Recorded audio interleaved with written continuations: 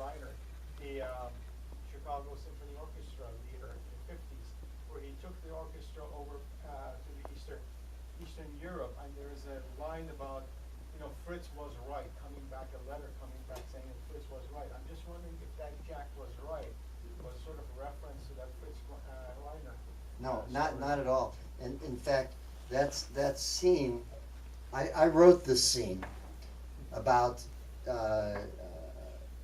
him going to the Turkish bath, and I wrote it a little differently than Lucian finally filmed it, and I really kept after him. And so when he shot the film, and he was basically finished with the film, correct me if I'm wrong, he was basically finished with the film, but I said to him, well, did you shoot that scene?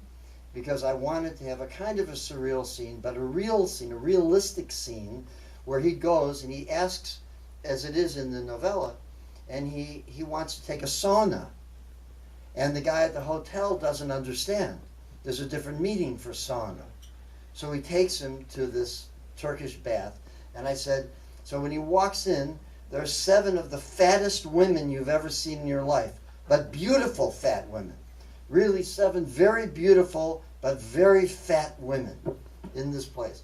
And anyway, this is how I wrote the scene, and whatever else was in. So I kept asking Balkanski here. I kept asking. I said, "Did you shoot the scene yet? Did you shoot the scene?" And he kept not answering me or demurring or something like that. I said, "You can't make this movie unless you shoot that scene. I'm sorry, you can't do it." Then when I was back in Romania, we went and we scouted locations. We looked at Turkish baths and stuff like that. But it was still a very long time until he shot the scene. Anyway, he integrated it into the film in a different way and as a dream, and tied it up with the Jack was right thing, which I made up improvisationally in the first scene. And he tied it in really well. I mean, it was really done. But I said to him, what was it? Why did you take so long to shoot this scene and to put it in there? And he said, we couldn't find enough fat women.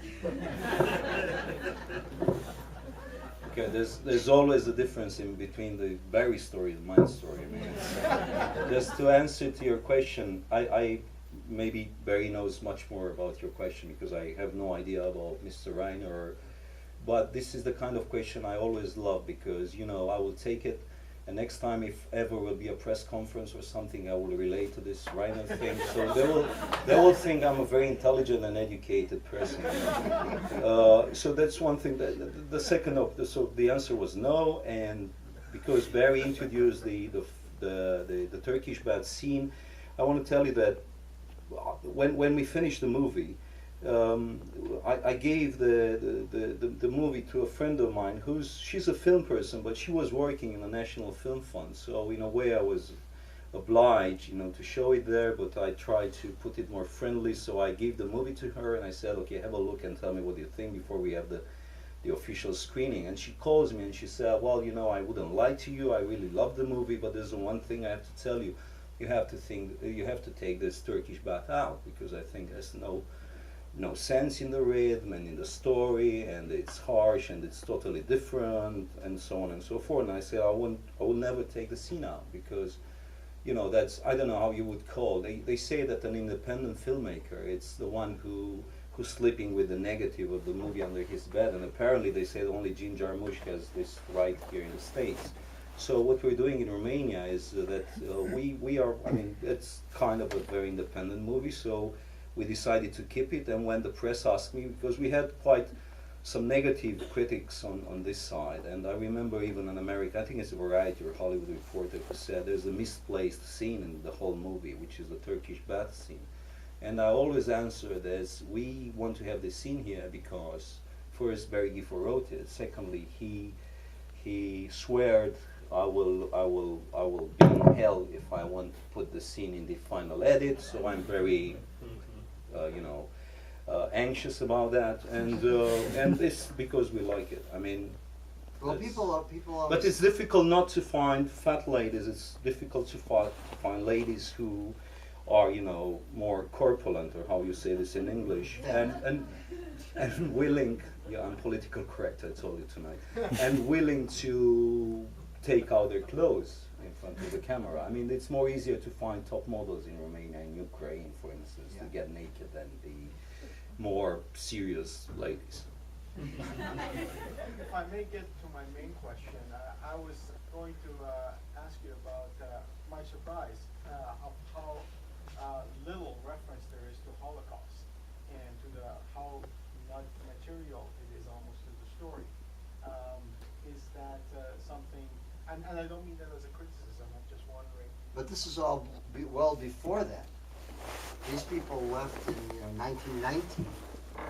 So this precedes that. That history precedes the Holocaust. Actually, I think the reference was the institutional amnesty when we went to this little town and they had no memory of this family that was a very common family. I felt that was a reference to the Holocaust. I mean, that's not unique to Romania. Many European nations have this institutional amnesty to what happened in that period of time. Well, this is not. This is amnesia. Excuse me. Yeah. No, I understand what you're talking about, but that was really not a part of this story.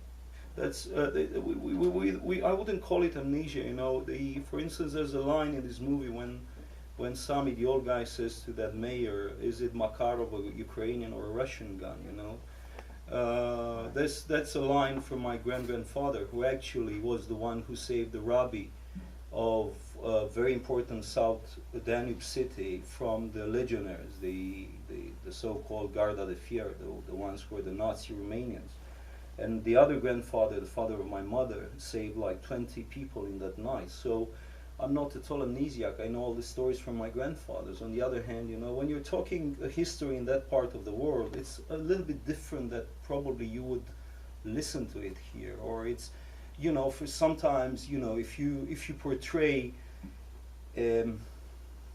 I don't want to get into that because it's a long story and it's difficult. If I need time to explain to you, and it's, you know, it's like for me coming here for the first time in my life, and you know, I'm very surprised that people are not angry on the street. You know, I would think that America should be a very stressful and chaotic place, and it's not. I find a very regular and calm atmosphere, which for me is like, you know, something very weird.